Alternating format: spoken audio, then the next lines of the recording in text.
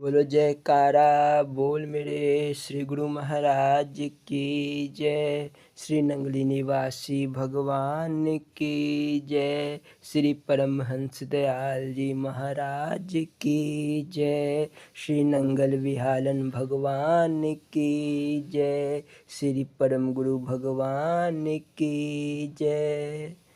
जय सच्चिदानंद जी। दीपावली विशेष। बोलो जयकारा बोल मेरे श्री गुरु महाराज की जय। श्री अद्वैत वचनामृत। एक दिन इरशाद हुआ कि जब भगवान श्री रामचंद्र महाराज जी लंका पर विजय प्राप्त करके अयोध्या जी आए तो उनके शुभागमन की प्रसन्नता में घर घर डगर डगर दीपक जलाए गए। दीपावली का शुभ पर्व तभी से प्रचलित हुआ जब भगवान श्री राम जी को राज तिलक हुआ तो विभीषण ने एक बहुमूल्य मणियों की माला श्री रामचंद्र जी को भेंट की। उन्होंने बड़ी प्रसन्नता से इसे स्वीकार किया, परंतु सोचने लगे इस उपहार को स्वयं रख लेना ठीक नहीं, किसी और प्रेमी को देना चाहिए। तब उन्होंने वह माला सीता जी के गले में डाल दी। सीता जी ने सोचा हनुमान जी ने बड़ी सेवा की है, उनको पुरस्कार श्री राम जी ने इस अवसर पर नहीं दिया, इसीलिए हनुमान जी को वह माला पहना दी। हनुमान जी ने पहले तो उसे सिर पर चढ़ाया, फिर बहुत ध्यानपूर्वक उलट पुलट कर देखा, फिर जीभा लगाकर चखा, फिर नाक से लगाकर सूंघा, कान से लगाकर सुना, फिर शरीर से लगाया। इसके पश्चात एक दाने को तोड़कर ध्यानपूर्वक देखा और फेंक दिया, और फिर दूसरे दाने को भी तोड़कर फेंक दिया। इसी प्रकार वह दाने तोड़ तोड़ कर फेंकने लगे। उनकी इस हरकत को देखकर सब चकित रह गए और दिल में कहने लगे कि सीता जी ने अच्छे आदमी को यह मूल्यवान वस्तु दी। अंत में लोगों से ना रहा गया और किसी ने पूछा कि हनुमान जी यह क्या कर रहे हो? इन्होंने उत्तर दिया, मैंने पहले इसे ध्यान से देखा कि शायद इसमें राम नाम लिखा होगा। जब कहीं दिखाई ना दिया तो फिर जैसे बंदर का स्वभाव होता है, मैंने इसका स्वाद चखा। जब जीभा को मज़ा भी ना आया तो सूंघा, शायद सुगंधित होगी। जब सुगंध भी ना आई तो कान से लगाए कि शायद कुछ राग सुनाई दे। जब वह भी सुनाई ना पड़ी तो शरीर से लगाया कि शायद ठंडी या गर्म होगी, ताकि गर्मी व सर्दी में काम आए। परंतु कोई लाभ दिखाई ना दिया तो विवश होकर तोड़ा कि शायद बाहर नहीं तो अंदर से ही राम नाम लिखा होगा। जब भीतर भी ना पाया तो बेकार समझकर फेंक दिया। इस पर लोगों ने आपत्ति की और कहा कि क्या ऐसी कोई वस्तु आपके पास नहीं है जिसमें राम नाम ना लिखा हो? तब हनुमान जी ने गदा और वस्त्र इत्यादि जितनी वस्तुएं उनके पास थी दिखाई, सब पर राम नाम अंकित था। यहाँ तक कि उन्होंने अपनी छाती की खाल का कुछ भाग भी उतार कर दिखलाया, मांस पर भी राम राम लिखा था। भक्तों ने उनकी भक्ति की सराहना की, परंतु ज्ञानियों ने शंका उठाई कि बंदरों को समझ बूझ नहीं होती, जिस वस्तु को देखते हैं उस पर आकर्षित हो जाते हैं, परंतु इसकी वास्तविकता से परिचित नहीं होते। इसीलिए भगवान श्री राम जी की भक्ति तो इन्हें अवश्य प्राप्त है, परंतु उनके वास्तविक स्वरूप का इन्हें ज्ञान नहीं। इस पर श्री राम जी ने हनुमान जी से पूछा कि आप हमको क्या समझते हैं? क्या राजा समझकर प्रेम करते हैं अथवा मित्र जानकर मित्रता निभाते हैं? हनुमान जी ने विनती की, देह बुद्धि करके तो मैं आपका दास हूँ, क्योंकि यह शरीर आपने दिया, आप ही इसके पालन पोषण करते हैं और इसका नाश भी आपकी इच्छा के अधीन है। इसीलिए आप इसके स्वामी हैं और इस पर दृष्टि रखने से मेरा स्थान दास का ही है। जिस प्रकार से मालिक की सेवा टहल चाकरी सेवक का कर्तव्य है, उसी प्रकार यह शारीरिक कर्तव्य पूरे करता हूँ। यदि यह कहा जाए कि जब काम अथवा सेवा का भाव पूरा हो गया तो फिर उसको जारी रखने से क्या लाभ है। सो प्रार्थना यह है कि एक व्यक्ति चिंतामणि की खोज में छलनी लेकर मार्ग की खाक छान करता था। खाक छानते छानते अवसर की बात कहिए अथवा कर्मों के फल से या परमात्मा की कृपा से, चाहे कुछ भी समझो, उसे चिंतामणि प्राप्त हो गई और वह बड़ा धनी बन गया। परंतु उसने अपनी आदत को ना छोड़ा और अपने कार्य को जारी रखा तथा उसी प्रकार से खाक छाना करता था। उससे पूछा जाता था कि भाई, अब किस वस्तु की खोज में खाक छानते हो? तो उसने उत्तर दिया, अब तात्पर्य कुछ नहीं, बल्कि शरीर का स्वभाव ही ऐसा हो गया है। अथवा यो समझो कि धनी होने अथवा कुछ पाने का विचार दिल से मिटाने के लिए यह कार्य करता हूँ, ताकि याद रहे कि जो कुछ हुआ है इसी द्वारा हुआ है, अथवा इसके द्वारा यूँ समझ लो कि दूसरों को मार्गदर्शन मिले। इसीलिए ऐ दीनानाथ प्रभु श्री राम जी, मैं भी शरीर का स्वाभाविक कर्म करता हूँ, वरना यह जीव आपका अंश है और ब्रह्म बुद्धि से आपका रूप है। यह मेरा अचल रूप है। बोलो जयकारा बोल मेरे श्री गुरु महाराज की जय। भजन। बोलो जयकारा बोल मेरे श्री गुरु महाराज की जय। दीप जगे घर घर खुशी, अवधपुरी के धाम, दीप माल तब से बनी, मिले भरत को राम। बोलो जयकारा बोल मेरे श्री गुरु महाराज की जय। देखो आज दिवाली आई, श्री सतगुरु की शरणाई। देखो आज दिवाली आई, श्री सतगुरु की शरणाई। आन मिले मोह राम प्यारे, भरत सहित सब जीव सुखारे। अवधपुरी के देख नजारे, घर घर मिली बधाई। देखो आज दिवाली आई, श्री सतगुरु की शरणाई।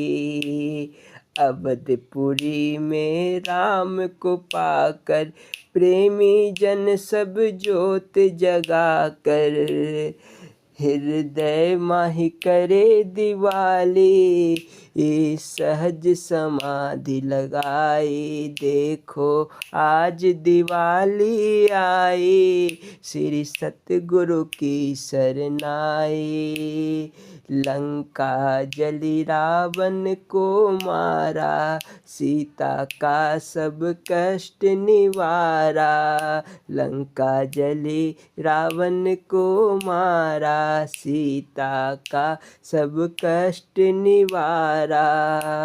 अपना दे खेल दिखाया प्रभु जी, बन कर के रघुराई। देखो आज दिवाली आई, श्री सतगुरु की शरणाई। राम मिलन का यह दिन आया, भरत राज ने सब कुछ पाया। जो थे राम प्रेम में बैठे, दासा सूरत लगाई। देखो आज दिवाली आई, श्री सतगुरु की चरनाई। देखो आज दिवाली आई, श्री सतगुरु की शरनाई। बोलो जयकारा बोल मेरे श्री गुरु महाराज की जय। श्री स्वरूप दर्शन पाठ, जीव ईश्वर भेद। बोलो जयकारा बोल मेरे श्री गुरु महाराज की जय। हरि ओम। गजाननं भो भूतगणादिसेवितं, कपितजम्बूफलचारुभक्षणम्, उमासुतं शोकविनाशकारकं, नमामि विघ्नेश्वरपादपङ्कजं। हरि ओम। ब्रह्म प्रणाम प्रणाम गुरु, पुनि प्रणाम सब संत, करत मंगलाचार है, नाशत विघ्न अनंत। नमो अस्तवंताय सहस्त्रमूर्तये, सहस्रपादाचिशोरुवाहवे, सहस्रनामने पुरुषाय शास्त्रवते, सहस्रकोटि युगधारिणे नमः। ध्यान मूलं गुरुर्मूर्ति, पूजा मूलं गुरुपदम, मंत्र मूलं गुरुवाक्यम, मोक्ष मूलं गुरु कृपा। गुरु जी को कीजिए दंड बटा, कोटि कोटि प्रणाम। कीट न जाने भृंग को, गुरु कर ले आप समान। गुरु गोविंद कर जानिए, रहिए शब्द समाय। मिले तो दंडवत बंदगी, नहीं पल पल ध्यान लगाए। त्वमेव माता च पिता त्वमेव, त्वमेव बंधु च सखा त्वमेव, त्वमेव विद्या द्रविणं त्वमेव, त्वमेव सर्वं मम देव देवा। बोलो जयकारा बोल मेरे श्री गुरु महाराज की जय। श्री स्वरूप दर्शन पाठ, जीव ईश्वर भेद। यह प्रवचन प्रारंभ करने के पूर्व यह दास श्री नंगली निवासी भगवान के चरण कमलों में दंडवत प्रणाम करता है। बोलो जयकारा बोल मेरे श्री गुरु महाराज की जय। श्री गुरु महाराज जी टेरी में विराजमान थे। आपका पवित्र सत्संग प्रवचन प्रतिदिन होता था। एक दिन कुछ प्रेमियों ने प्रार्थना की, हे दयाल जी, हम जो कुछ देखते हैं वह सब आकार ही आकार है। क्या जड़ क्या चेतन, सर्वत्र ईश्वर ही व्यापक है। अधिकतर देखने में भी आता है कि अमुक व्यक्ति मर गया, आत्मा के ना होने से शरीर खाली है। क्या इससे यह तात्पर्य है कि वह अंदर रहने वाला मर गया? शरीर तो पहले ही मृतक सा है, केवल चेतन सत्ता ही। वह क्या चेतन भासता है? इसीलिए यह क्यों न कहा जाए कि शरीर में रहने वाला ही मर गया। क्या रहने वाला ईश्वर है अथवा जीव? फिर ईश्वर कहाँ है? ईश्वर और जीव का भेद क्या है? प्रेमियों के इन वचनों को सुनकर श्री महाराज जी बोले, गुरुमुखों और प्रेमियों, जो आदि अनादि शक्ति है वह आवागमन से परे सत्य चित्त आनंद रूप एक रस सर्वव्यापक है। उसको जानने के लिए शास्त्रकारों ने उसे शब्द ब्रह्म से संबोधित किया है। केवल कल्पना से ही उसे ब्रह्म कहा जाता है। वास्तव में उसे जीभा पर लाना ही अज्ञान है। परंतु अज्ञान के बिना ज्ञान तक पहुँचना भी कठिन है। जैसे पाठशाला में अध्यापक काले तख्ते पर लिखकर बच्चों को ज्ञान कराते हैं, यह देखो यह कलकत्ता नगर है, यहाँ से अमुक लाइन अथवा सड़क आगे गई, मार्ग में यह नगर आते हैं, इतने मील पर यह नगर है। सुनने वाला क्या कहेगा कि तख्ते पर ही कलकत्ता बन गया।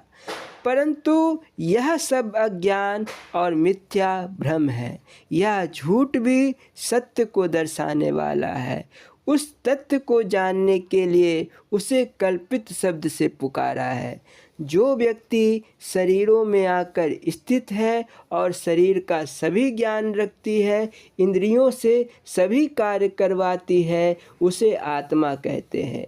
जिस प्रकार आतसी शीशे को सूर्य के सामने रखने से सूर्य की अग्नि आ जाती है तथा शीशे में से पार होकर सामने वाले कपड़े को जलाना आरंभ कर देती है।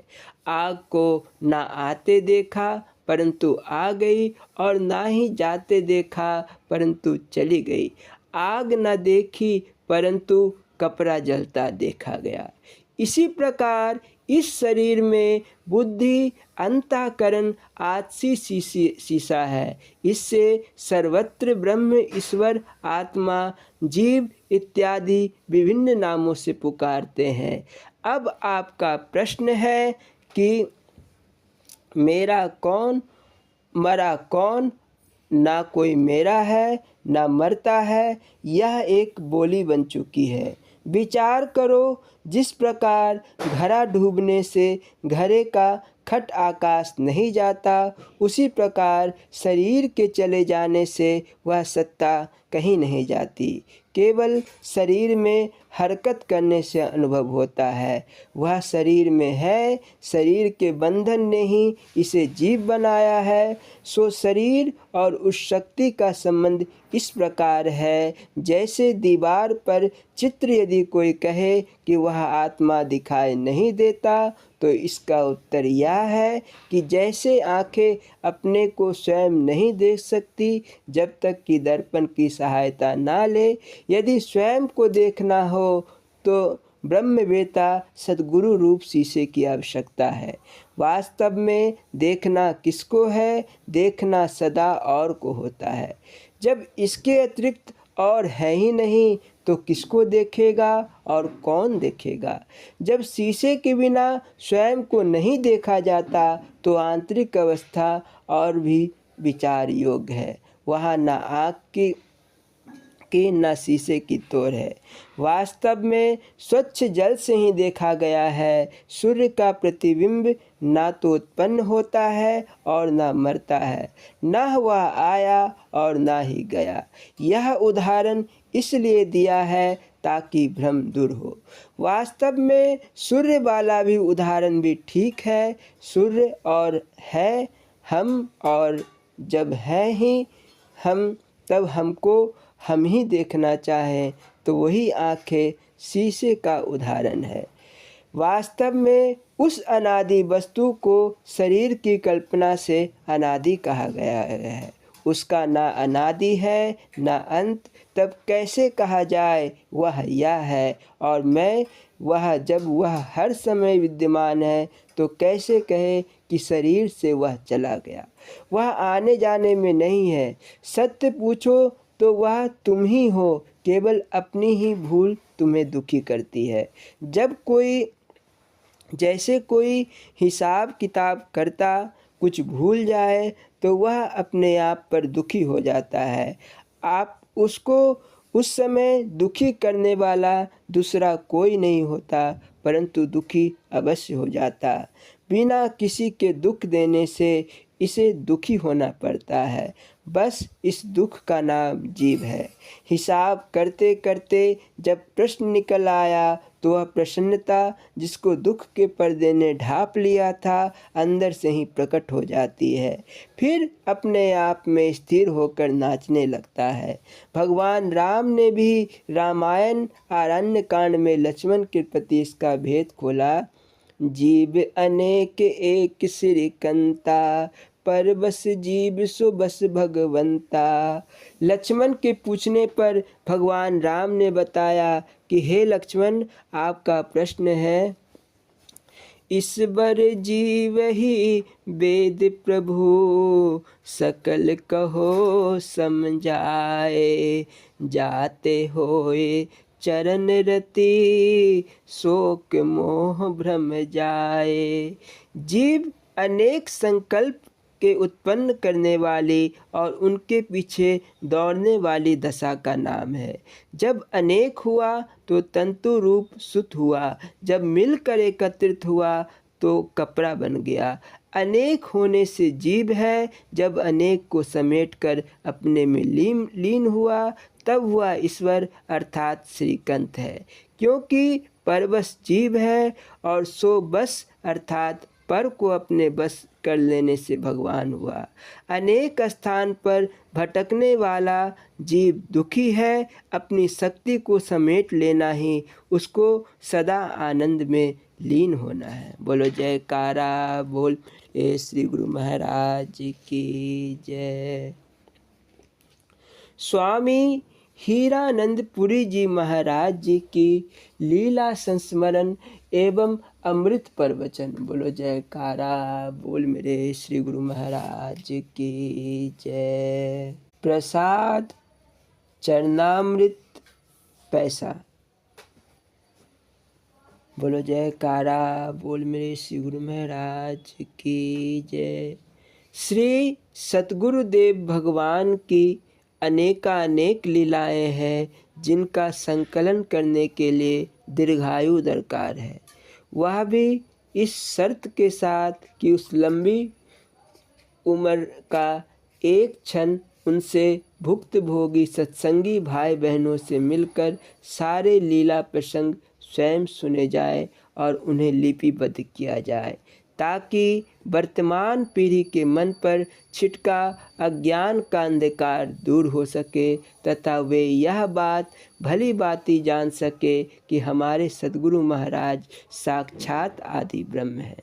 सत्पुरुषों का प्रसाद सैकड़ों रोग काट देता है। यदि किसी जीव के कर्म बहुत खोटे हो रहे हो तो रही सही कसर पवित्र चरणामृत निकाल देता है। जब कष्ट अति असाध्य हो जाए तो सत्पुरुष अपने कोष से धन देने से भी हाथ पीछे नहीं खींचते।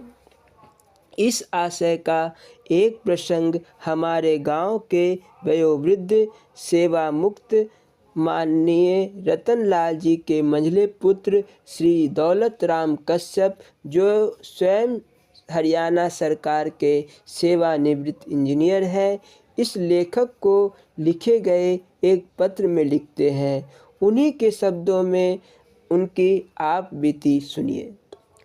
मुझे अगस्त 1962 में बुखार चढ़ा, जो बाद में टाइफाइड की शक्ल अख्तियार कर गया।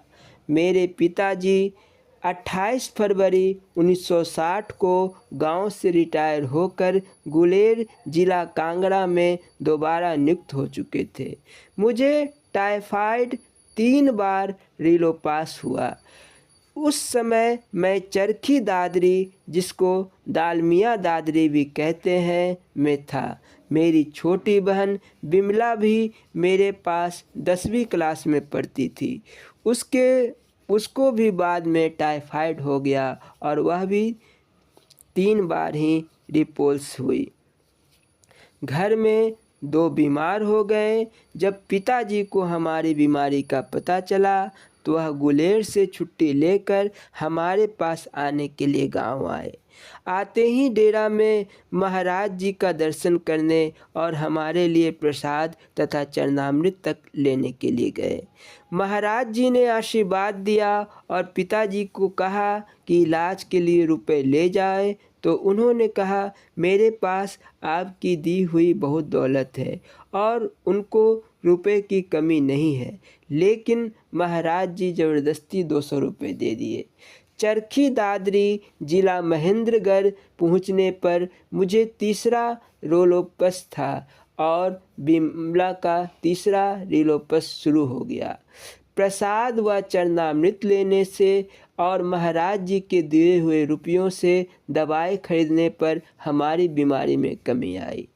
बाद में हम दोनों को सफदरजंग अस्पताल दिल्ली में दाखिल करवाया गया।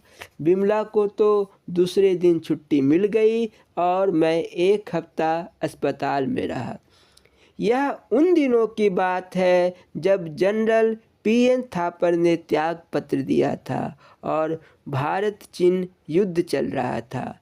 पंडित जवाहरलाल का रेडियो भाषण जो कांपती आवाज़ में था, मैंने अस्पताल में ही सुना था।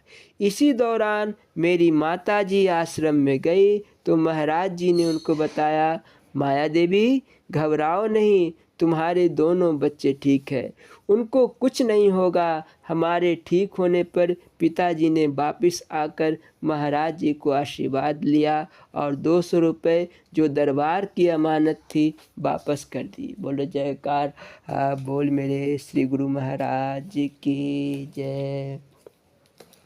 स्वामी हीरानंदपुरी जी महाराज जी के अमृत प्रवचन। बोलो जयकारा बोल मेरे श्री गुरु महाराज की जय। राजयोग का तीसरा भाग। बोलो जयकारा बोल मेरे श्री गुरु महाराज की जय। यह प्रवचन प्रारंभ करने के पूर्व यह दास स्वामी हीरानंदपुरी जी महाराज जी के चरण कमलों में दंडवत प्रणाम करता है। बोलो जयकारा बोल मेरे श्री गुरु महाराज जी की जय।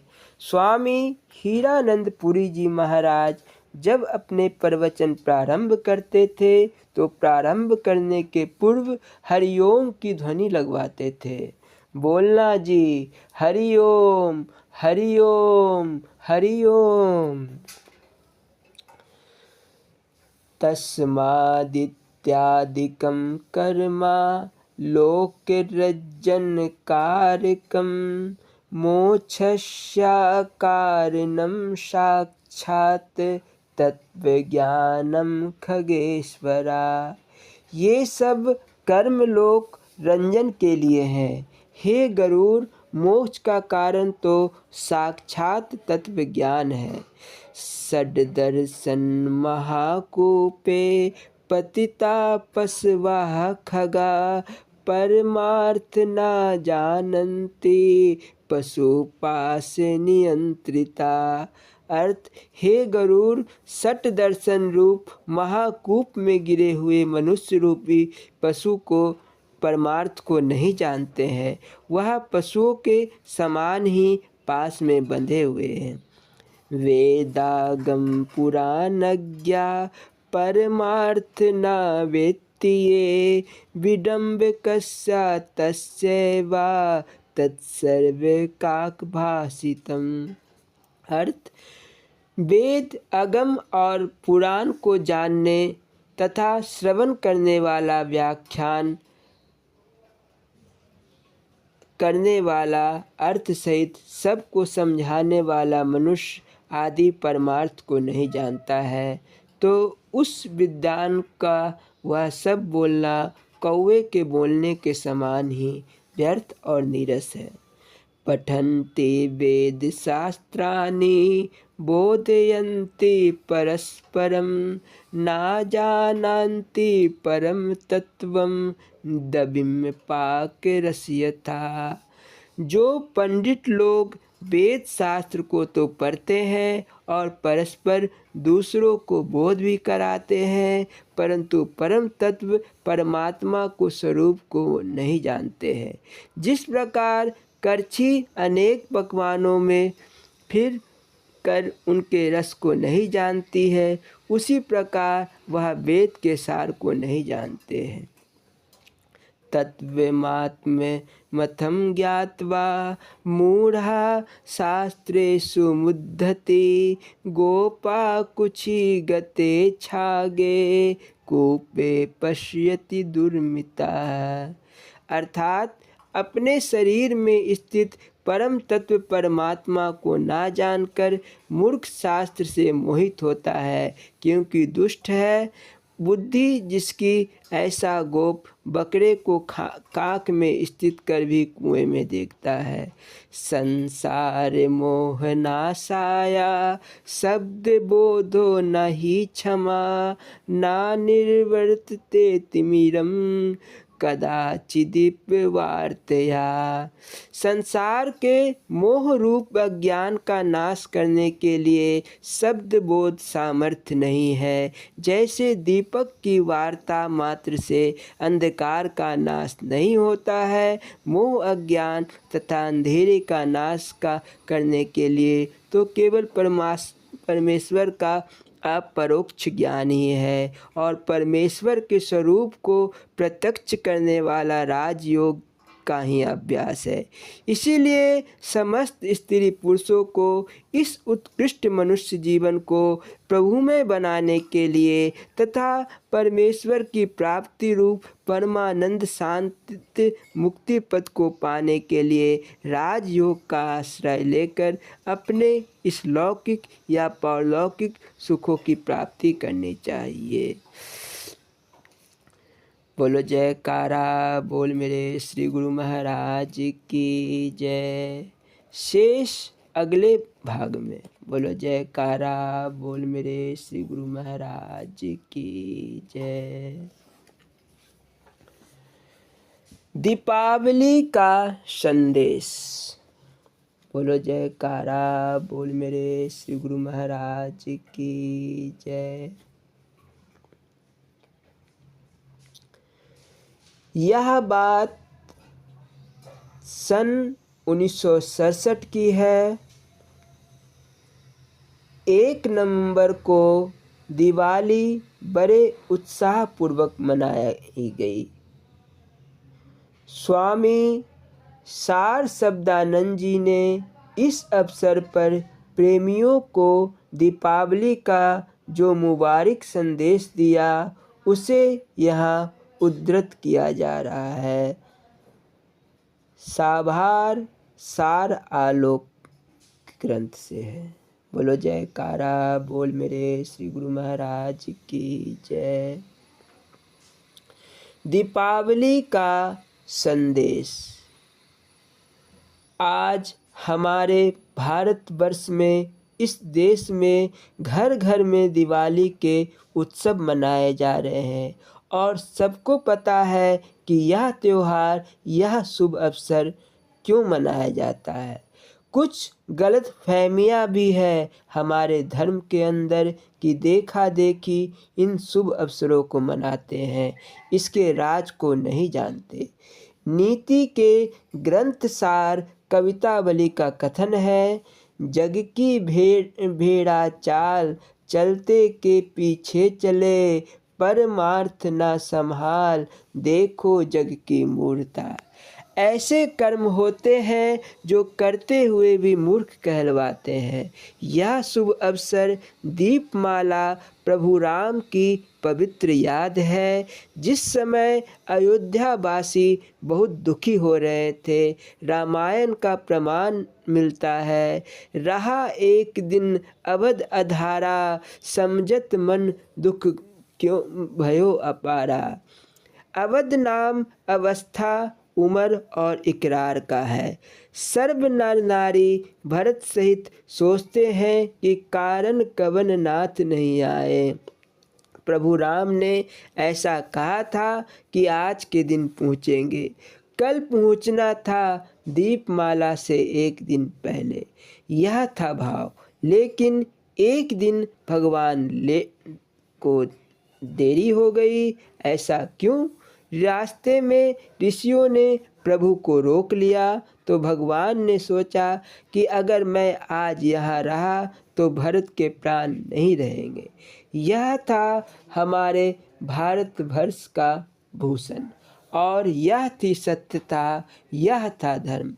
आज हमने चिन्हों को धर्म बना लिया है, रस्मों रिवाजों को धर्म बना लिया है, लेकिन अयोध्यावासी जो राम की याद में तड़प रहे थे, वैसा हम करने के लिए तैयार नहीं।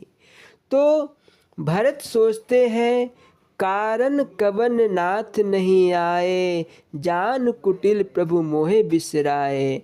बस और कारण कुछ नहीं। भरत सोच रहे थे कि प्रभु ने मुझे कैकेयी का पुत्र और गुणहीन जानकर बिसरा दिया।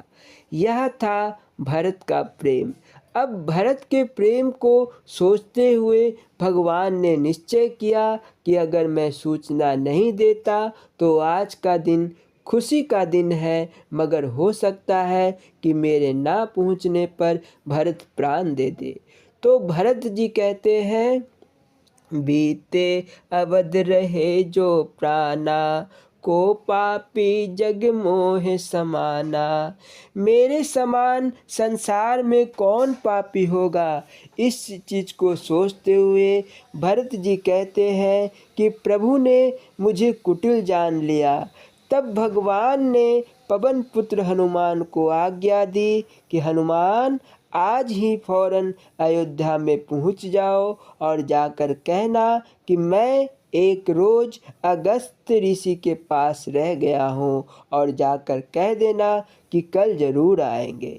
यह प्रसंग लंबा है, इसलिए थोड़ा छोड़ दिया है। भरत जी इस प्रकार इस रूप में बैठे थे अपने इष्ट देव की याद में। अगर वैसा हम बन चले तो कितना ही अच्छा हो। अपनी परंपरा को भूल करके जगत के अनात्म पदार्थों से हमारा प्रेम होने के कारण हमारे दिल में राम का प्रेम चला गया है। लेकिन धन्य भरत थे जिन्होंने यह सोचा कि मेरे प्रभु इस धरती पर चले और मैं उस धरती पर कैसे रहूं। तो वह गड्ढा खोदकर उसमें बैठे। जैसे भगवान राम का जटाओं का मुकुट सिर पर है, जिसे जूड़ा कहते हैं, ठीक भरत ने भी वैसा ही किया। इसका प्रमाण मिलता है कि हनुमान जी जब अयोध्या आए तो देखा कि बैठे भरत कुशासन, जटा मुकुट कृष गाते, राम राम रघुपति जपते, अस्त्रवत नैन जल जात। इतना प्यार प्रभु के चरणों में हो जाए तो उन्हें आने में देर क्या है।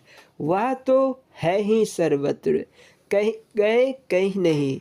जिस आसन पर बैठे हैं कोई मखमली गद्दे नहीं और राजसी ठाट नहीं। उनको खराओं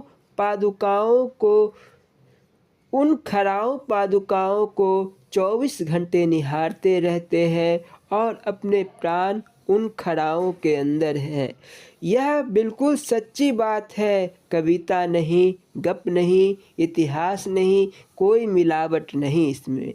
भगवान राम ने हनुमान जी को कहा था कि जिस समय तुलसीदास जी की कलम रुक जाए और सोचने लग जाए कि आगे क्या लिखना है, तो हनुमान आपकी ड्यूटी है, आप बता देना कि यूँ लिखो।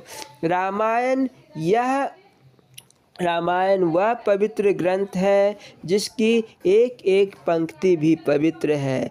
गात अर्थात शरीर उनका कृश है और सूख कर कांटा हो गया है। वास्तव में यह ऐसी बात है कि मुंह से कहना कुछ और दिल में होना कुछ, इसीलिए हमारी सफलता में देर है। लेकिन भरत जी की यह दशा थी कि एक एक रोम से रघुपति राघव राजा राम की आवाज़ आती थी। नेत्र बंद है, परंतु बंद नेत्रों से अश्रु बह रहे हैं। देखत हनुमान अति हर्षे, पुलक गात लोचन जल बरसे। हनुमान जी को हर्ष हुआ, बहुत खुश हुए कि वास्तव में ही भक्त हो तो प्रेमी हो तो ऐसा हो। इधर भी नेत्रों से अश्रु शुरू हो गए। अब यह प्रसंग चलता है, भरत के प्राण उन पादुकाओं में कैसे थे। हमें भी ऐसा होना चाहिए। अगर हम ऐसे नहीं तो मानो बात बिगड़ी, फिर किया कराया निष्फल हो सकता है कि वर्तमान में घी डाला और फिर निकाल लिया। चिकनाई जरूर हो जाएगी, परंतु कहो कि वर्तमान हमें घी दे दे तो भाई गलत है। हमारी आजकल की भक्ति भी ऐसी ही है। पुरानी बात याद आ गई कि भरत जीवित इसलिए है कि खराऊ सामने है। अगर पादुका ना होती तो भरत 1 मिनट भी नहीं रह सकते। चाहे वह भैया थे, नाता भाई का है, परंतु पूर्णतः इष्ट देव प्राणपति प्राणाधार भगवान राम को माना तो भरत ने। भरत के प्रेम को दर्शा करके मैं पुरबला प्रमाण देने चला हूँ। साहिब दसम पातशाह अपने दसम ग्रंथ के अंदर यह वार्ता लिखते हैं। मैंने 2-4 बार दसम ग्रंथ देखा है, लेकिन उसका अर्थ करना या उसका समझना बहुत मुश्किल है। अच्छे विद्वान भी दसम ग्रंथ का अनुमान नहीं लगा सकते, पूर्णतः उसका भाव नहीं ले सकते, क्योंकि उसमें गूढ़ हिंदी और संस्कृत है। 40 कवि और 41वें श्री गुरु गोविंद सिंह जी महाराज तो एक रात के अंदर दसम ग्रंथ तैयार हुआ। आज हर मंदिर साहिब में सामने तख्त पर उसका दर्शन होता है, उसे पढ़ते नहीं। मैं भी वहाँ गया हूँ, लेकिन मैंने देखा है अपने प्रेमी सरदार राम सिंह जी हैं, उनके घर दसम ग्रंथ का प्रकाश था। उसमें आया कि जब हनुमान जी लंका से लौटकर वापस आए, प्रभु राम जानते थे कि अंगूठी अर्थात मुंदरी देनी है तो हनुमान को। 50,000 बानर चले गए सीता की सुध लेने के लिए, लेकिन अंतर्यामी राम जानते थे कि हनुमान ही इस बात को करेंगे। सफलता मिलेगी तो हनुमान को, जो पवन पुत्र है। श्री गुरु महाराज जी का यह मुख वाक्य है। अब करे क्या? गुरु बिचारा क्या करे, जा सिक्खा में चूक। अंधे एक न लागही, जो बांस बजाई फूक। अगर इस पवन से इसी पवन पुत्र को ऊपर ले आओ मुसलसी लंका तक, जैसे कहते हैं, स्वामी से सेवक बरो, चारों युग परमान। सेतु बांध रघुबर गयो, कूद गयो हनुमान। स्वामी से सेवक बड़ा होता है, सेवक का दर्जा स्वामी से ज़्यादा होता है। किस सेवक के लिए कह रहा हूँ? भगवान राम को पार करने के लिए पुल बांधने की ज़रूरत पड़ी, परंतु हनुमान जी ने संकल्प लिया उड़े और उस पार। यही पवन पुत्र है। इस पवन पुत्र में मन लगाना, इस अजपा में मन पूर्णता लगाना चाहिए। मुझे कई बार यह कहते दुख लगता है कि कितना सुंदर उपदेश और कितना सहज मार्ग मिला हुआ है। पवन में मन लगाने की गुरु महाराज ने हमें आज्ञा दी। सब पवन पुत्र हो, केवल हनुमान ही पवन पुत्र नहीं थे। अकेले वही नहीं, हम सब पवन पुत्र हैं। अंदर पवन ना हो तो बात खत्म। पवन के अंदर एक सेवक है, एक स्वामी है। पहला सेवक है, दूसरा स्वामी दूसरा है। सेवक स्वामी एक मत, जो मत में मिल जाए। चतुराई रीझे नहीं, रीझे मन के भाए। जब हंग समाप्त हुआ तो मतों में मत मिल जाएगा। हनुमान जी गए और सीता की सुधि ले आए। दंडवत प्रणाम की। अब दसम पातशाह अपनी कलम से लिखते हैं, आओ हुंसो कहो रघुबीर, कछु सुधि सिया की है मन माही। अब कहाँ दसम ग्रंथ और कहाँ यह बात, लेकिन देखिए दसम पातशाह ने किस चीज़ को अपनाया। आज का मानव बहुत दूर चला गया है, कितना द्वैत मत में परिणत हो गया है, कितना दुखी है संसार।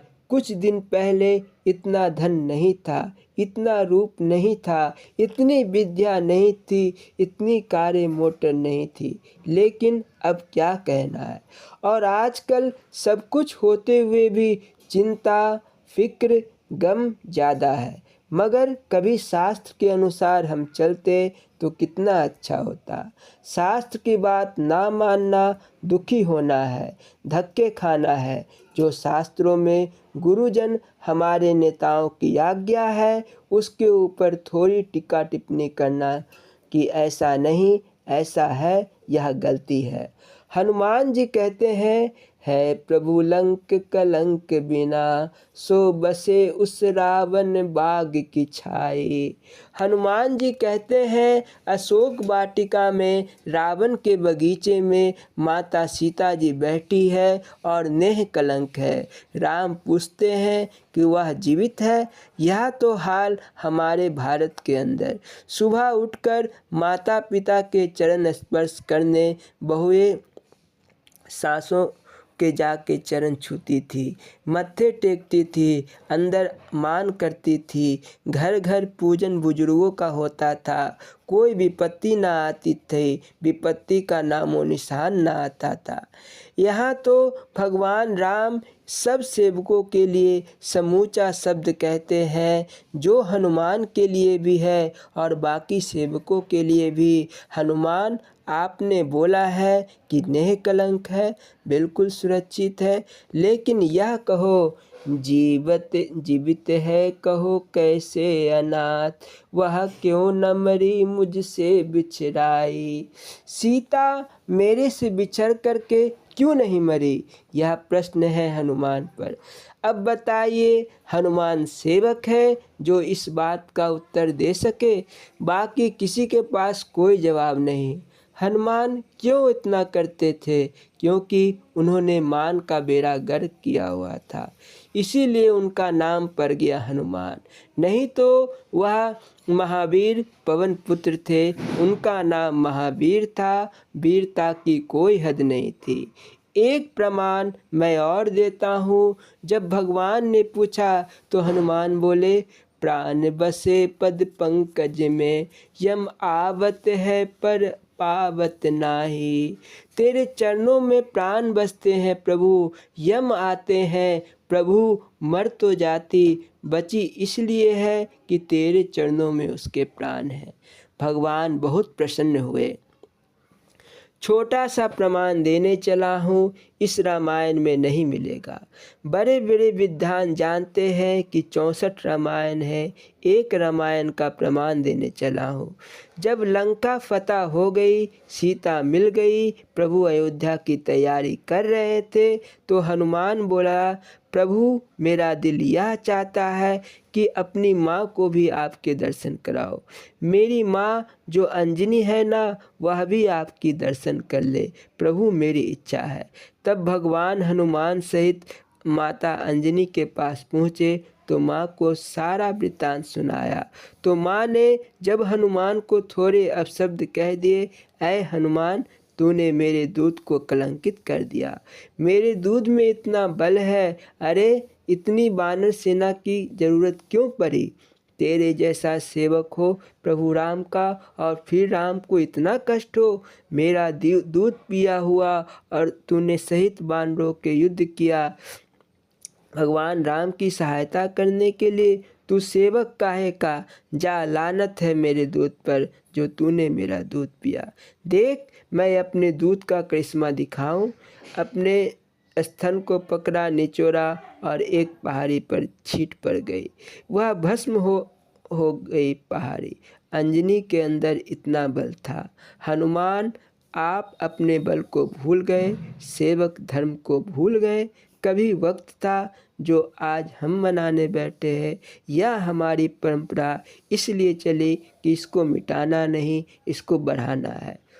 दीपमाला बहुत करो, गुरु साहिब कहते हैं, जैसो चंदा उगवे सूरज चढ़े हजार। झूठी बात नहीं, मत झूठी मानो, बिल्कुल सच्ची बात है। कोई शंका हो किसी किस्म का रूहानियत में, आत्मविद्या में, अपने परमार्थ में किसी किस्म का शंका हो, वह गुरु निवारण किया करते हैं।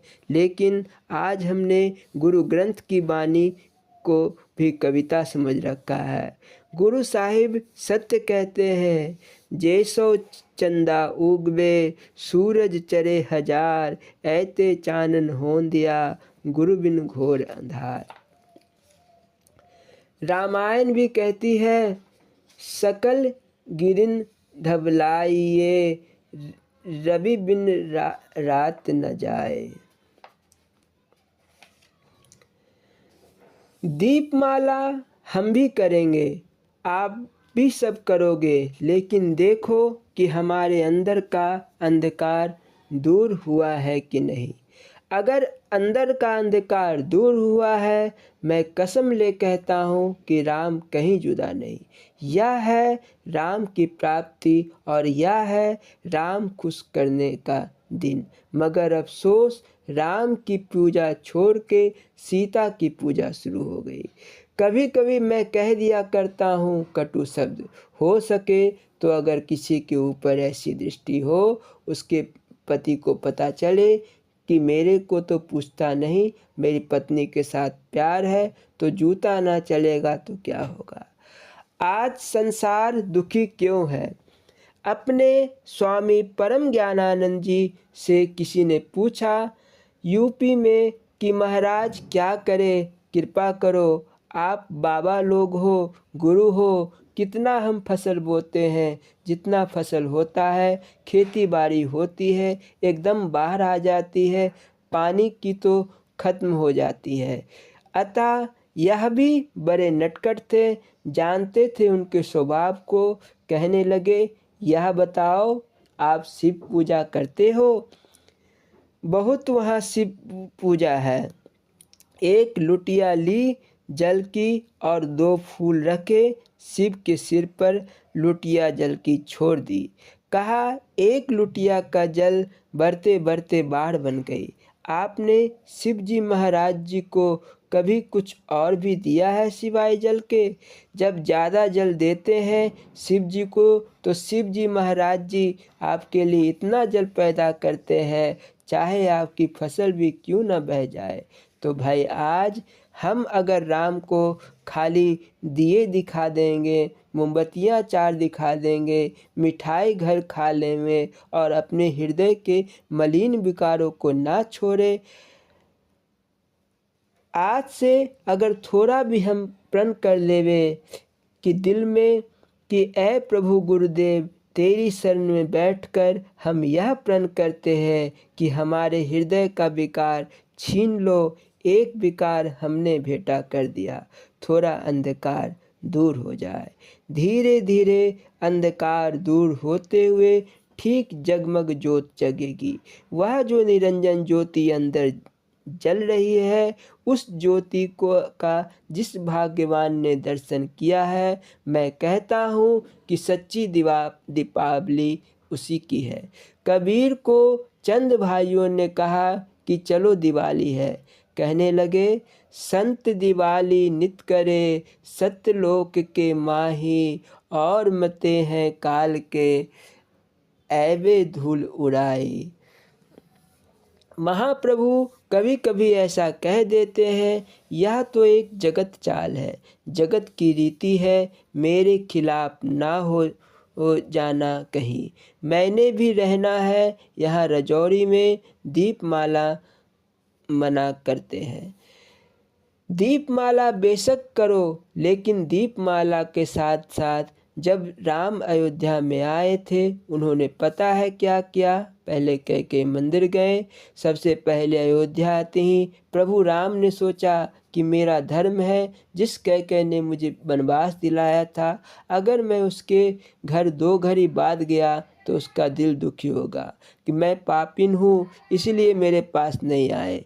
सबसे पहले भगवान कैकेयी मंदिर गए। दुनिया खिलाफ थी, लक्ष्मण भी मर गए, लेकिन रामायण कहती है लक्ष्मण के अंदर क्षोभ नहीं गया, क्रोध नहीं गया। लक्ष्मण विरुद्ध रहे कि कैकेयी के मंदिर में क्यों जाए, परंतु राम इतने दयालु कि कैकेयी मंदिर गए। राम जैसी थोड़ी क्रिया बना लो। मैं और तो ज़्यादा कुछ नहीं कहता, ज़्यादा कोई दंड तो देता नहीं, कोई ज़बरदस्ती नहीं करता, खाली सलाह मशवरा विनती करता हूँ कि अपने घर के नियम को इस तरीके से ढाल लो कि बच्चे जो लड़के हैं सुबह माता पिता के चरण छुए, पत्नियाँ अपने पति को मत्था टेके। जरा देखो तमाशा फिर क्या होता। यह तो है राम की याद। खाली दिए जलाने से तो नहीं काम चलता, दीपक जगाओ। राम को पता है कि मेरी याद मना रहे हैं। अब याद रीति बन गई, लकीर के फ़कीर बन गए फ़कीर नहीं। जो लकीर के फ़कीर होते हैं भाई, वह फ़कीर नहीं होते। फ़कीरी स्वयं अंदर से जागे, जो हमें गुरु महाराज जी ने बताया हुआ है। अंदर का मार्ग ढूंढो, अंदर देखो दीपमाला है कि नहीं। अगर अंदर दीपमाला थोड़ी भी देख ली है तो आपके धन्य भाग। वही सुरती दीपमाला को देखेगी। महाराज कहते हैं बेमुख होए राम ते, लगन जन्म वियोग, खिन में कौरे हो गए जितने माया भोग। बोलो जयकारा बोल मेरे श्री गुरु महाराज की जय। स्वामी परम ज्ञानानंद पुरी जी महाराज जी के दीपावली के अवसर पर दिए गए प्रवचन प्रस्तुत किए जा रहे हैं। बोलो जयकारा बोल मेरे श्री गुरु महाराज की जय। भजन। बोलो जयकारा बोल मेरे श्री गुरु महाराज की जय। दीपों की माला तुम्हें आज अर्पित, ये दीपों की माला, परम प्रभु करो घर अंधेरा उजाला। लुटाया था जो प्यार दीपावली में, वही एक सुख इस घड़ी बेकली में। वही प्यार दीपों की लौ ने संभाला, परम प्रभु करो घर अंधेरा उजाला। दया कर अंधेरे को तुमने दुलारा, धवन ज्योति कर सजाया सवारा। परम स्नेह पाकर हुआ दीप्त काला, परम प्रभु करो घर अंधेरा उजाला। अंधेरे अंधेरे जिधर जा रहे थे, हमें क्या पता तुम उधर आ रहे थे। कि फूला दरस दीप बनकर निराला, परम प्रभु करो घर अंधेरा उजाला। तिमिर से सनी ये हमारी कहानी, न पथ है न मंजिल ये बातें पुरानी, कहाँ तक सुनाए ये अपना दिवाला, परम प्रभु करो घर अंधेरा उजाला, है भटके मुसाफिर अंधेरे में अब तक तुम्हें खोजते नाथ, आओगे कब तक कि इसी खोज की ओर तन मन की ज्वाला, परम प्रभु करो घर अंधेरा उजाला। बोलो जयकारा, बोल मेरे श्री गुरु महाराज की जय। स्वामी परम ज्ञानानंद पुरी जी महाराज दिवाली के अवसर पर पहली बार बसंत के पूर्व रांची के भक्तों के बीच बिहार में पधारे थे। धुरवा स्थित जगन्नाथपुरी डिग्री कॉलेज में उन्हें ठहराया गया था। बिहार के समस्त भक्त सत्संगी सैकड़ों की तादाद में उनके दर्शनार्थ पहुँचे थे। शहर के अनेकों स्थानों पर सत्संग प्रवचन रखा गया था। दीपावली का पर्व महाराज जी की उपस्थिति में कॉलेज प्रांगण में ही सबने मनाया। वहाँ प्रसाद मिठाइयाँ ले लेकर दिन भर शहर से लोग आते जाते रहे। रात में परम गुरु भगवान जी का प्रवचन हुआ। बोले, तुम्हारी दिवाली मुझे बहुत अच्छी लगी। अभी यहाँ का मौसम भी अच्छा है। बसंत पर तो ठंड अधिक रहती है, उसके बाद गर्मी भी यहाँ अधिक पड़ती है। अतः हर दृष्टि से दिवाली ही बिहार के प्रोग्राम के लिए अनुकूल है। मैं प्रति वर्ष आगे से दिवाली में ही यहाँ आऊँगा। बोलो जयकारा, बोल मेरे श्री गुरु महाराज की जय। स्वामी परम ज्ञानानंद पुरी जी महाराज जी द्वारा दिया गया प्रवचन रांची बिहार में दिनांक 22 अक्टूबर 1984 को दिया गया था। यह प्रवचन प्रारंभ करने के पूर्व यह दास स्वामी परम ज्ञानानंद पुरी जी महाराज जी के चरण कमलों में दंडवत प्रणाम करता है। बोलो जयकारा, बोल मेरे श्री गुरु महाराज की जय। बोलना जी, हरि ओम हरि ओम हरि ओम।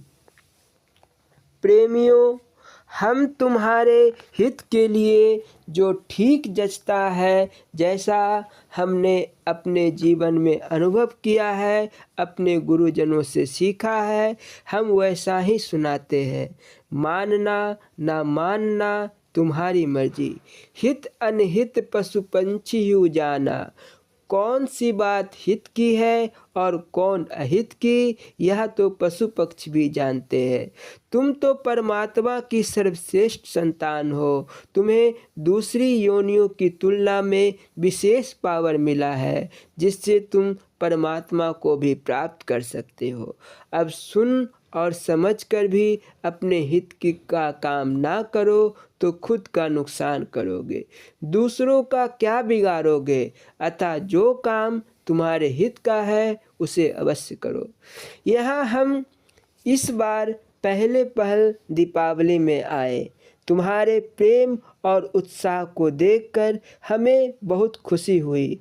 यह उत्साह सदा ऐसा ही बना रहे। जो आज तुम्हारा संगठन अभी छोटा नज़र आ रहा है, एक दिन बहुत बड़ा हो जाएगा। हम जब पहले पहल बिहार में आए थे तब 2-4-10 भक्त ही थे। आज मेरे ख्याल से लाख की संख्या में भक्त तो बिहार में ही होंगे। जितने भी हो मतलब गिनती से नहीं है। देखना तो यह है कि इनमें सच्चे गुरुमुख कितने हैं जो गुरु महाराज के आदर्शों पर चलने वाले हैं। सच्चे आस्तिक, सदाचारी और परमार्थी कितने हैं। हमें पलटन नहीं खड़ी करनी है और ना वोट लेकर कोई चुनाव जीतना है। हमारा अपना या पराया कोई नहीं है। हमारा कोई खास मत अथवा मजहब भी नहीं है जिसका प्रचार करना हमारा उद्देश्य है। हम तो महापुरुषों द्वारा चलाए गए प्रत्येक मजहब को अपना समझते हैं। हम गलत किसी को नहीं कहते। सारे संसार का ईश्वर एक ही है। मजहब तो उसकी प्राप्ति के मार्ग निर्देश करते हैं। मार्ग अनेक है, लक्ष्य सबका एक है। और जब ईश्वर एक है तो सभी मजहबों के लोग उसी नाते हमारे अपने हैं। कोई हमारा गैर नहीं है। हमारा किसी के प्रति द्वेष नहीं है। कोई हमारी दृष्टि में छोटा या बड़ा भी नहीं।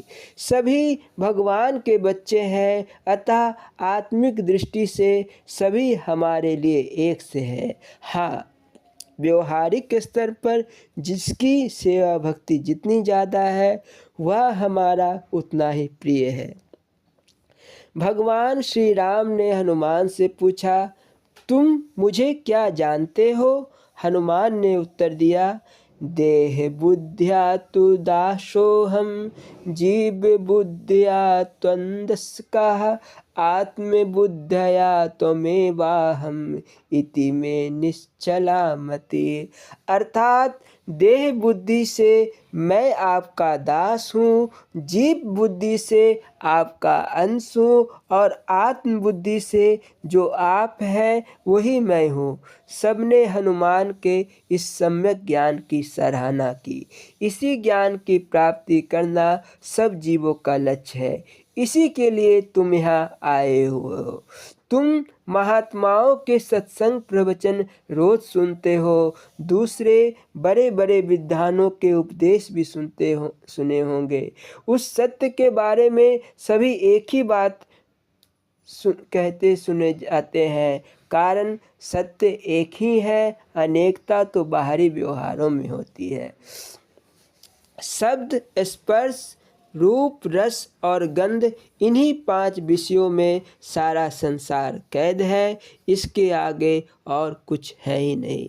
इन 5 विषयों की अनुभूति करने के लिए तुम्हारे पास 5 इंद्रियां हैं। तुम इस बात को जानते हो कि यह 5 विषय ही जीव को मोह में बांधे हुए हैं, किंतु जानकर भी तुम इन्हें त्यागते नहीं। फिर क्या किया जाए? देखो, भस्म बनाने वाले बड़े बड़े वैद्य होते हैं। वे सोना, चांदी, तांबा सबका भस्म बना देते हैं। अगर किसी की मात्रा कम या ज़्यादा हुई तो भस्म ठीक नहीं बनेगा। इसी प्रकार तुम्हें बाह्य विषयों का मोह छोड़ना है या ऐसे छूटेगा भी नहीं। कोई चीज़ तो तब छूटे जब उससे कीमती दूसरी चीज़ हाथ लग जाए। अगर तुम गुड़ छोड़ना चाहो तो मिश्री खाना शुरू करो। गुड़ का स्वाद स्वतः फीका पड़ जाएगा और वह छूट जाएगा। सृष्टि 2 प्रकार की है, एक ब्रह्म और दूसरी अभ्यंतर। तुम्हारा स्थूल शरीर जो नजर आ रहा है वह ब्रह्म सृष्टि की चीज़ है।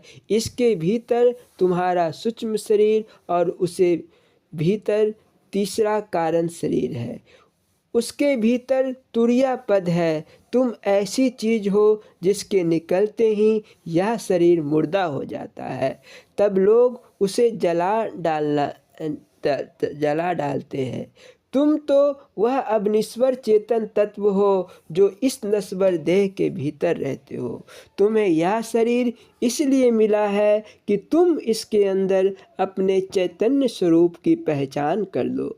अभी तो तुम स्थूल इंद्रियों के सुख में लिप्त रहकर देह धर्म के पालन में लगे रहते हो। तुम्हारी यह पहचान गलत है। तुम तो उस देह से परे की चीज हो। यदि तुमने अपने देहातीत स्वरूप को नहीं जाना तो कुछ नहीं जाना। तब तक तुम अज्ञान के घेरे में कैद हो, चाहे तुम बड़ी बड़ी डिग्रियां हासिल कर लो। उस आत्म स्वरूप को जाने बिना तुम अज्ञानी ही रहोगे। सर्वप्रथम तुम्हें उस आत्मा का, ईश्वर का साक्षात्कार करना है और वह इसी मानव शरीर से किया जा सकता है। पहले तुम्हें वामा विषयों को त्यागना होगा।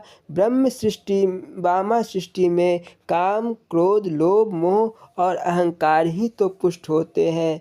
तुम्हारे अंदर भी ये चीज़ें हैं। तुम अपने अंदर के स्वरूप की पहचान प्राप्त करो। वहाँ ये सब शब्द, रूप, रस, गंध, स्पर्श बाहर से कई गुना ज़्यादा दिव्य रूपों में प्राप्त होते हैं।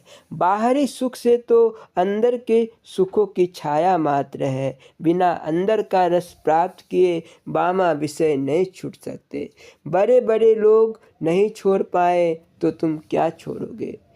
काकभूषुंडी जी महाराज लोमस ऋषि के पास गए। वे सगुण उपासना को लेकर ऋषि से जरा जिद कर बैठे। कहा, जब तक सगुण उपासना नहीं की जाएगी तब तक निर्गुण तत्व अनुभव में नहीं आएगा। लोमस जी महाराज उन्हें निर्गुण तत्व और आत्म साक्षात्कार की बात समझा रहे थे। वह बार बार सगुण के लिए जिद करते गए, जिससे ऋषि को क्रोध आ गया। उन्होंने शाप दे दिया। कहा, जाओ तुम कौवा बन जाओ। भुसुंडी जी खट काग हो गए। उन्होंने ऋषि के चरणों में गिरकर प्रार्थना की। कहा, महाराज आपका शाप मुझे स्वीकार हुआ, लेकिन आप तो मुझे ही क्रोध ना करने का उपदेश कर रहे थे और खुद क्रुद्ध हो गए। बिना क्रोध आए यह शाप कैसे दिया। ऋषि कुछ झेप गए। उनकी विनती पर द्रवित होकर बोले, जाओ तुम जिस किसी देह में रहोगे तुम्हें निज स्वरूप का ज्ञान सदा बना रहेगा। तुम्हारी आत्म चेतना कभी लुप्त नहीं होगी। आज हम आसानी से कह देते हैं कि काम, क्रोध, लोभ, मोह, अहंकार छोड़ दे। यह आसान काम नहीं है। अब रात के अंधेरे को तुम 2000 आदमी लाठियां लेकर भी नहीं भगा पाओगे। अंधेरा तुम्हारी लाठियों से डरकर नहीं भागेगा। सारी रांची के लोग मिलकर भी उसे नहीं भगा सकते। इस अंधकार को हटाने का तरीका यह है कि तुम रोशनी पैदा करो, दिया जलाओ। जबरदस्ती करके नहीं, उपाय से अंधेरा दूर हो सकता है। इसी तरह तुम्हारा मन और ये विषय तुम्हें संसार में उलझाए हुए हैं। अगर इनसे छूटना चाहो तो अज्ञान का अंधेरा हटाना चाहो तो तुम्हें एक दिया जलाने की प्रेरणा देता हूँ। अपने मन मानस में वह दिया जलाओ, क्योंकि मन अपनी आत्तों को पूरा वश करना चाहेगा, वह उससे हटेगा नहीं। मन से काम, क्रोध खत्म करने का तो सभी उपदेश करते हैं, सभी शास्त्र ग्रंथ भी कहते हैं, किंतु यह छूटता कहाँ है। हाँ, युक्ति से इन्हें छुड़ाया जा सकता है। छुड़ाया तो क्या, इनका स्वरूप बदला जा सकता है। ये 5 विषय तुम्हारे स्थूल शरीर में ही नहीं, सूक्ष्म में भी है। तुम्हारे अंदर दिव्य रूप भी है। शब्द, स्पर्श, रस और गंध सब है। बाहर तो उसी की नकल है। अगर तुम अंदर के रसों को प्राप्त कर लोगे तो बाहर के रसों से छूट जाओगे। तुम्हारे अंदर समस्त ब्रह्मांड का नक्शा है। अंदर दिव्य नाद प्रकट हो रहा है। ब्रह्मरंध्र से अमृत की बूंदें चू रही है। दिव्य स्पर्श और दिव्य गंध भी फैल रहे हैं। गुरु द्वारा बताई हुई युक्ति से अंदर के अभ्यास द्वारा तुम उसे प्राप्त कर सकते हो। तुम्हें दीक्षा देते वक्त मंत्र बताया गया। तुम्हें अटूट निष्ठा के साथ उस नाम का जप करना चाहिए। नाम कोई छोटा या बड़ा नहीं होता। सभी मंत्रों में विशेष शक्तियाँ निहित है। किसी एक को भी दृढ़ मन से जपने से वे शक्तियाँ प्रकट हो सकती है, मगर वह शक्ति किसके अंदर प्रकट होगी, उसके लिए बताया गया है कि तुम अपने अंतःकरण को शुद्ध करो। स्थूल बुद्धि से वह राज समझ में नहीं आएगा। दुनिया में जब तप, भजन, तीर्थ सेवन जो कुछ किया जाता है, उसका यथेष्ट फल नहीं प्राप्त होता। इसका कारण है कि वह सब अपने मनमते ढंग से बिना किसी की राहबरी के किया जाता है। उधर अंतःकरण राजस और तामस भावों से युक्त है। कई कई लोग तो दूसरों का नुकसान करने के लिए मंत्र जपते हैं। यह तो राक्षसी पूजा हुई। मंत्र जप के लिए जो तुम्हें बताया गया है, उसे उस कायदे से जपो, तब जरूर फलीभूत होगा।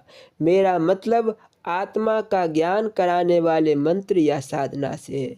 मैं वैसे किसी साधन या मंत्र की बात तुम्हें नहीं बताता जिससे तुम्हें कोई लौकिक चीज प्राप्त हो। हाँ, ढंग से नाम जप करो। रोटी को रोटी के ढंग से खाओगे तब पेट भरेगा। रोटी मुंह से खाने के बजाय कान अथवा आँख से ठूस दो तो क्या होगा। अगर बहुत स्वादिष्ट भोजन बना है और उसे कान में भर दो तो क्या भूख मिट जाएगी। हम भगवान का नाम जपते हैं, लेकिन भगवान को छोटा समझते हैं, संसार को बड़ा। हम तो भगवान को जपते ही हैं संसार की इच्छा पूरी कराने के लिए। अतः मंत्र जब किसी लौकिक फल की प्राप्ति के लिए मत करो। सांसारिक सुखों की कामनाओं से उदासीन होकर ही जप किया जाना चाहिए। मन में दुनिया भर का कुहराम मचा हुआ है, फिर जप क्या होगा। मुंह से मंत्र का जप होगा और मन से संसार का।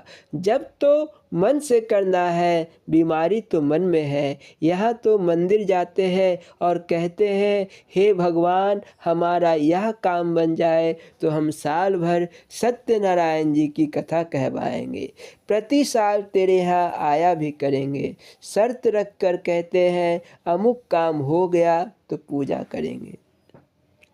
शंका है कि पहले सत्यनारायण की कथा करा दी और काम नहीं हुआ तो यह पूजा नहीं, दुकानदारी है। ऐसा नहीं कहते हैं कि हम कथा व्रत पूजा करते हैं तेरे नाम पे। प्रभु, तुझे मेरे हित के लिए जो इच्छा हो सो कर। अगर कहे मुताबिक काम पूरा नहीं हुआ तो घर आकर कहते हैं, यार कलयुग आ गया, या पूजा पाठ, भगवान, देवी देवता सब झूठ है। एक बेवकूफ़ मिला, उसने मुकदमा जीतने के लिए 6 महीने तक देवी मंदिर में जाकर पूजा की। माता के पास जाकर रोज ही गिड़गिड़ाता कि वह उसकी जीत करा दे।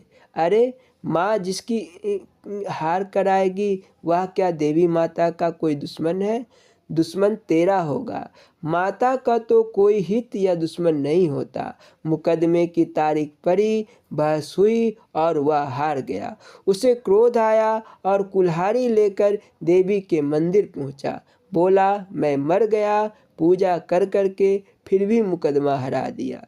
तू झूठी है, देवा दुबी कोई नहीं है। उसने कुल्हाड़ी मारकर देवी मूर्ति का हाथ पांव तोड़ दिया। तुम अपनी चालाकी से भगवान को कैसे ठग लोगे? वह तो निर्लेप है, निरपेक्ष है। वह किसी का अपना या पराया नहीं है। तुम्हें तुम्हारे बुरे भले कर्मों का जो भी बुरा फल मिल देना है, वह उस मामले में बिल्कुल सख्त है, क्योंकि वह न्यायकारी है। प्रारब्ध द्वारा नियत सुख दुख तो तुम्हें भोगने ही पड़ेंगे। अब आगे के कर्मों को ठीक कर लो ताकि आगे से बुरे भले संस्कार ना बनने पाए।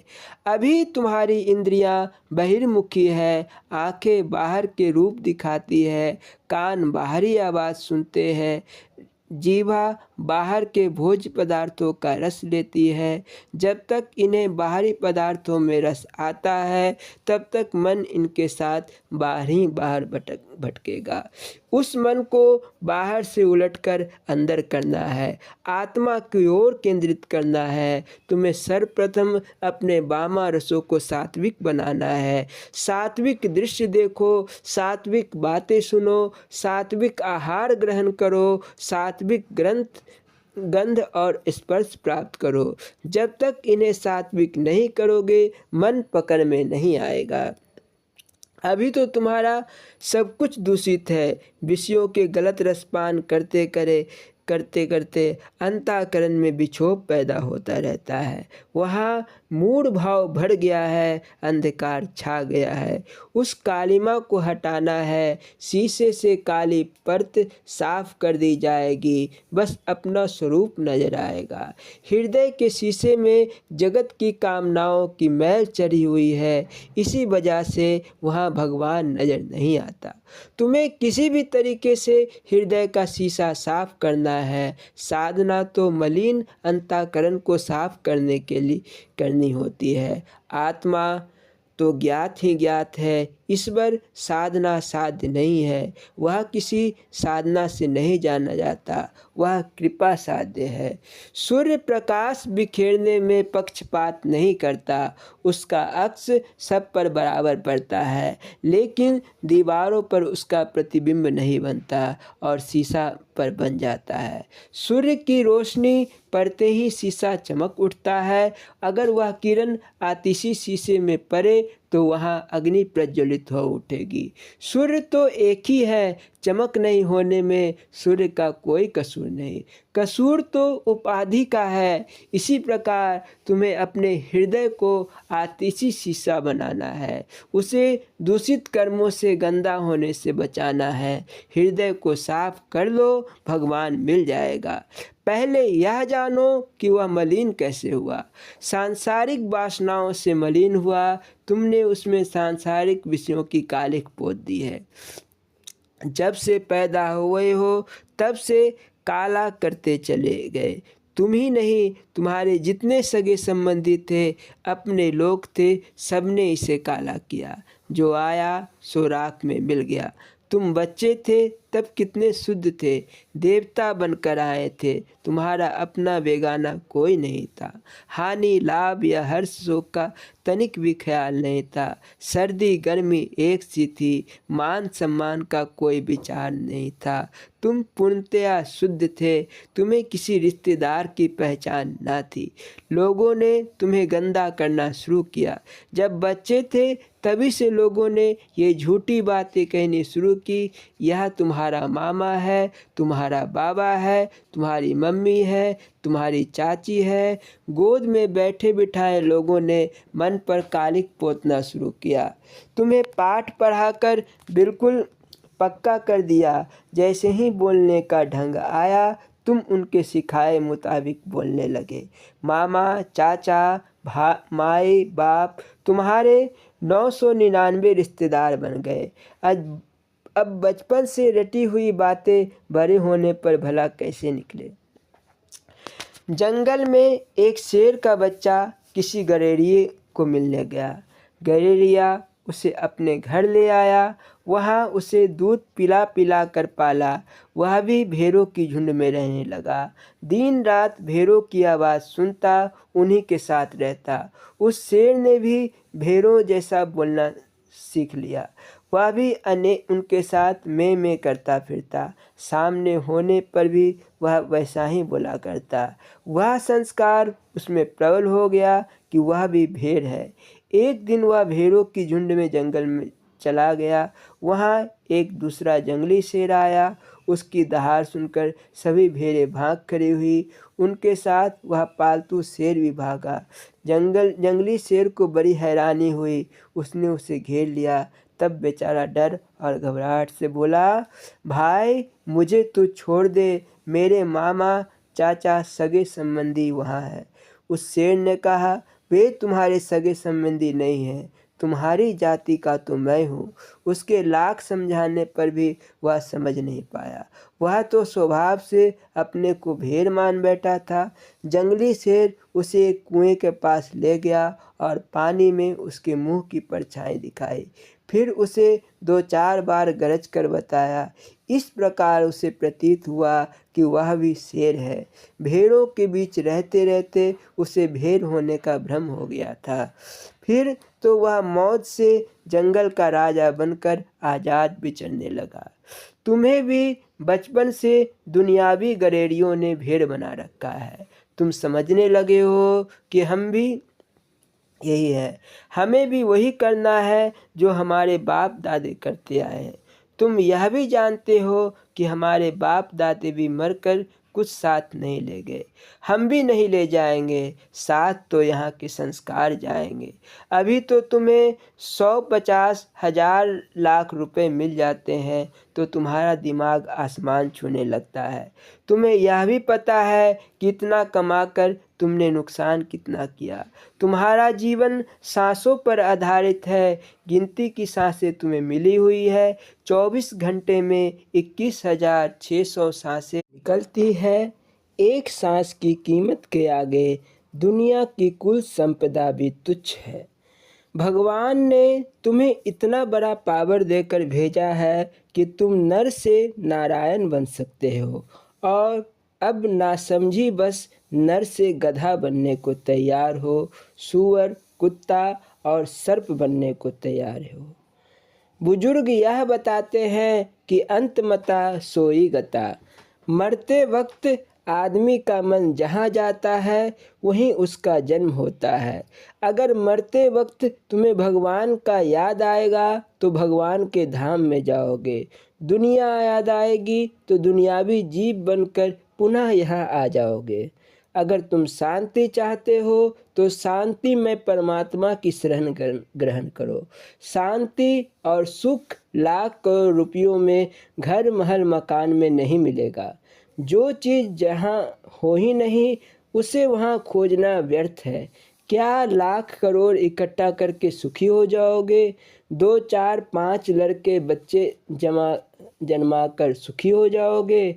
दुनिया की बड़ी डिग्रियां हासिल करके 1500 की नौकरी करके शांत हो जाओगे? इससे तुम्हें ज़्यादा कुछ नहीं होगा। संसार की कुछ एक इच्छाएं पूरी हो जाएगी बस। तुम संसार में सुख की बहुत सी चीज़ों का इजाद कर सकते हो, लेकिन उससे शांति तो नहीं मिल पाएगी। क्या एटम बम बनाकर तुम्हारा हृदय शांत हो गया है? हमने सुना हिरोशिमा पर बम गिराने वाला खुद पागल हो गया। तुम हाइड्रोजन बम बनाकर दूसरे हजारों लाखों बेगुनाह लोगों को मारोगे, यही ना? किंतु याद रखो, तुम भी वैसे ही पागल होकर मर जाओगे। उतने बेकसूरों की कराह और आह के पाप से तुम 1000 जन्मों तक नरक दंड भोगोगे। तुम्हारा महान पतन होगा। अभी तो अकड़ में कुछ नहीं सोचता। तुम नष्ट करने का सामान तो जरूर बना रहे हो। सृजन के लिए कुछ भी बनाया? लोगों को कष्ट देने के लिए चीज़ें बना रहे हो, सुखी करने के लिए तो कुछ नहीं बनाते। छोड़ो इन दुनियावी पंचरों को। हम तो तुम्हें सीधी सी बात बताते हैं, वह यह कि बाह्य विषयों का मोह छोड़ दो। लेकिन याद रखो, विषयों का त्याग नहीं होता, बोध होता है। इन्हें उलट दिया जाता है, नष्ट नहीं किया जाता। अभी जो तुम्हारी वृत्ति है वही अंतर्मुख हो जाएगी। काम क्रोध आदि को खत्म करना बच्चों का खेल नहीं है। महात्माओं ने यहाँ तक कहा कि संसार में ऐसे ऐसे वीर बलि पैदा हुए जिन्हें हाथों की क्षमा करिएगा, जिन्हें हाथी की सूंड पकड़कर पटक देने की सामर्थ्य थी, लेकिन वे काम बलि से पटक गए तो इनका नाश नहीं किया जाता। जैसे दूध को बदलकर दही बनाया गया, दही से मक्खन बन गया। किसी चीज़ का रूप जितना ही सूक्ष्म होता जाएगा वह उतना ही सिद्ध होता जाएगा, और जितनी ही अधिक कोई चीज़ सिद्ध होती जाती है वह उतनी ही अधिक हितकर भी होती जाती है। यह काम क्रोध लोभ आदि बदले जाने पर तुम्हारे परम हितैषी भी बन जाएंगे, मगर जब इन्हें शुद्ध करो दोगे तब। मैंने सर्वप्रथम तुम्हें बताया कि तुम्हारे भीतर दिव्य ज्योति छिटक रही है, अजगैवी आवाज़ फूट रही है, दिव्य रस अमृत झर रहा है। कानों में जिसके शोर है अनहद के नाद का, मुहताज कब वो नग में चंगो रबाब का। बाहरी सिनेमा में तो तुम 25 रुपए का टिकट लेकर बैठते हो और मौज मनाते हो। अभी तक अपने अंदर का सिनेमा तो तुमने देखा ही नहीं। अंदर का पिक्चर देख लो तो बस दुनिया की तरफ देखने को भी जी नहीं करेगा। संसार नाटक का स्टेज है और हम सब एक्टर हैं। प्रारब्ध कर्मों का पाठ लेकर सभी एक्टिंग करने आए हैं। यहाँ जो कुछ भी किया जा रहा है वह असली नहीं है। यह समझना मूर्खता है कि हम जो खेल खेल रहे हैं वही हम हैं। जिस वक्त एक्टर नाटक खेल कर स्टेज से उतरते हैं उस वक्त एक दूसरे से वे पूछते हैं, यार कैसा एक्टिंग रहा। दूसरा कहता है, कमाल कर दिया। तुम भी जब संसार रूपी स्टेज से विदा होगे तब पता चलेगा कि एक्टिंग कैसा रहा। तुम स्टेज पर उतने ही देर रहोगे जितना तुम्हारा प्रारब्ध है। प्रारब्ध के खत्म होते ही खेल खत्म हो जाएगा। वहाँ तो 1 मिनट में कोई राजा बनता है तो दूसरे ही क्षण में रंक बन जाता है। एक दफ़ा मैंने रामलीला देखी। वहाँ एक कुंभकर्ण बना और दूसरा बना राम। राम ने कहा, कौन है तू? कुंभकर्ण ने कहा, मैं फलाना हलवाई हूँ। राम ने संभलते हुए कहा, तुम पर जब हलवाई की तरह डंडा पड़ेगा तब पता चलेगा। इसीलिए हम कहते हैं कि होश में आओ। तो जो संसार को एक खेल समझता है और अंदर से होशियार होकर चुस्त होकर यहाँ खेल खेलता है, उसका हृदय उसके कर्मों से अप्रभावित नहीं होता। उसे दुनिया के बनने बिगड़ने से हर्ष शोक नहीं होता। उसे यहाँ किसी चीज़ से आसक्ति नहीं होती, ना ही किसी प्रकार की कामना होती है। अतः तुम्हें चाहिए कि संसार में अनासक्त भाव से रहो। अपना आहार विहार शुद्ध और सात्विक बनाओ। इससे तुम्हारा अंतःकरण सात्विक होगा और तब अंदर के उस दिव्य प्रकाश, ध्वनि, रस, गंध और स्पर्श का अनुभव होने लगेगा। बाबा नानक कहते हैं, धुर की बानी आई तिस सगली चिंत मिटाई। अगर तुमने उस शब्द को पकड़ लिया तो फिर इस दुनिया के तमाशे तुम्हारे लिए फीके हो जाएंगे। जिसे अपने हृदय में प्रभु का दीदार हो गया उसे दुनियावी रूप ऐश्वर्य कभी लुभावने नहीं लग सकते। जिसने अपने अंदर उस अमृत रस का स्वाद चख लिया उसके लिए दुनिया के कुल स्वाद फीके पड़ गए। यह सब है तो तुम्हारे ही भीतर। इशारा कर दिया गया, तरीका बता दिया गया। अब प्रमाद बस उसका प्रयास ना करो तो कैसे पता लगे। तुम तो चाहते हो कि उसे निकाल कर हाथ में धर दे। ऐसा नहीं होता। रोटी खुद खाने से भूख मिटती है। हमारे परमहंस महाराज जी साधना की अवस्था में विचरते हुए ब्रजभूमि की ओर गए। वहाँ उन्हें एक बार एक महात्मा मिले। बोले, परमहंस राम याद आओ मिलो। बस छाती से लगाकर उन्होंने उन्हें कुछ का कुछ कर दिया। महाराज में ऐसी शक्ति का संचार किया कि उनकी स्थिति ही अजीब हो गई। उन पर अंदर का राज प्रकट हो गया। भीतर दिव्य आनंद की अनुभूति होने लगी। उस महात्मा ने जाते जाते परमहंस महाराज को सावधान किया, आइंदे कभी दूसरे से इस प्रकार ना मिलना जैसा मेरे साथ मिला। बहुत दिन बाद उन्हें एक दूसरा महात्मा मिला और भुलावा देकर उनके साथ गले से मिल गया। उससे मिलते ही महाराज जी के अंदर का कुल आनंद खत्म हो गया। लगा जैसे सांप की मणि निकाल ली गई। वे बेचैन हो गए। पागलों की किसी स्थिति में इधर उधर घूमने लगे। उन्हें स्वप्न में पहले के महात्मा से मुलाकात हुई। तब उन्होंने संतावना दी कि मुफ्त में मिली हुई चीज़ मुफ्त में चली जाती है। वह मज़ा चखा दिया गया, अब खुद पुरुषार्थ के से उसे हासिल करो। तब महाराज ने खुद भजन अभ्यास करके उस आनंद को पुनः प्राप्त किया। भजन अभ्यास मन से किया जाता है। तुम अपने मन को बदल दो तो आज ही तुम्हारा कल्याण हो जाए। तरना है क्या, शरीर थोड़े ही बदल जाता है, मन बदलना है। मन ध्यान और विचार से बदलता है। ज्ञान भक्ति से उत्पन्न होता है। ज्ञान पुरुष है और भक्ति स्त्री। अगर तुम भक्ति को अपनाओगे तो उससे ज्ञान रूपी पुत्र पैदा होगा। तुम तो यह समझते हो कि लाइब्रेरी की पोथियाँ पढ़कर ज्ञान हो जाएगा। पोथी पढ़कर ज्ञान नहीं हुआ जाता। जो ज्ञान तुम्हें शांति और संतोष दे, शाश्वत सुख प्राप्त करा दे, तुम्हें आत्मज्ञान करा दे, मुक्ति दिला दे, वह ज्ञान होता है। यह ज्ञान ज्ञान नहीं है जिसे पढ़कर तुम्हारा अभिमान, मोह, लोभ, क्रोध सब घटने के बजाय बढ़ जाता है। विद्या से विनयशीलता आती है, विनयशीलता से पात्रता आती है और सत्पात्र को धन की प्राप्त होती है।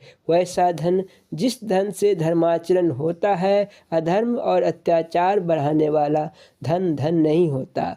धर्म पालन से सुख तथा शांति प्राप्ति होती है, आदमी का कल्याण हो जाता है। अब अपनाओ वैसे ज्ञान को, तरीका सब तुम्हें बता दिया, करना न करना तुम्हारी मर्जी। जय गुरु, आशीर्वाद। बोलो जयकारा, बोल मेरे श्री गुरु महाराज की जय। भजन।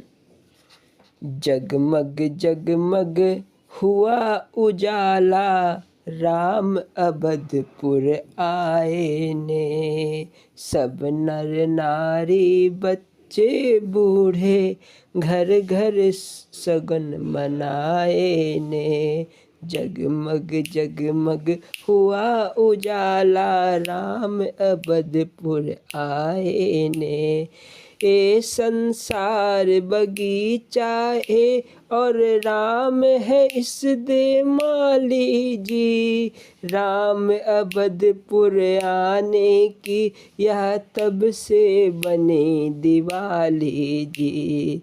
राम अवधपुर आने की यह तब से बनी दिवाली जी। राम बिना अंधेरा जग में तब यह दीप जगाए ने। जगमग जगमग हुआ उजाला, राम अवधपुर आए ने। यज्ञ संपूर्ण करने को जब दुष्ट तार का मारी जी। राज छोड़ बनवास या प्रभु भक्तों के हितकारी जी। राक्षस मारे भक्त सुखारे, राज विभीषण पाए ने। जगमग जगमग हुआ उजाला, राम अवधपुर आए ने। भक्त राज को राम मिले और किस्मत राम जगाई है। हमने जुआ खेल खेल कर वह किस्मत अजमाई है। भरत बने ना राम प्रेम में, उल्टे चक्कर चलाए ने। जगमग जगमग हुआ उजाला, राम अवधपुर आए ने। राम प्रेम में भरत बनो और जगमग ज्योत जगाओ जी। अंदर बाहर करो उजाला, राम के दर्शन पाओ जी। अंदर बाहर करो उजाला, राम के दर्शन पाओ जी। दासन दास बनो उस प्रभु के, जिसे खेल रचाए ने। सब नर नारी बच्चे बूढ़े, घर घर सगन मनाए ने। बोलो जयकारा, बोल मेरे श्री गुरु महाराज की जय। श्री नगली निवासी भगवान की जय। श्री परमहंस दयाल जी महाराज की जय। श्री नंगल विहालन भगवान की जय। श्री परम गुरु भगवान की जय। दीपावली की सभी गुरु दरबार के संतों, भक्तों, महापुरुषों, महानुभावों एवं प्रेमियों को लाख लाख बधाई। बोलो जयकारा बोल मेरे श्री गुरु महाराज की जय। जय सच्चिदानंद जी।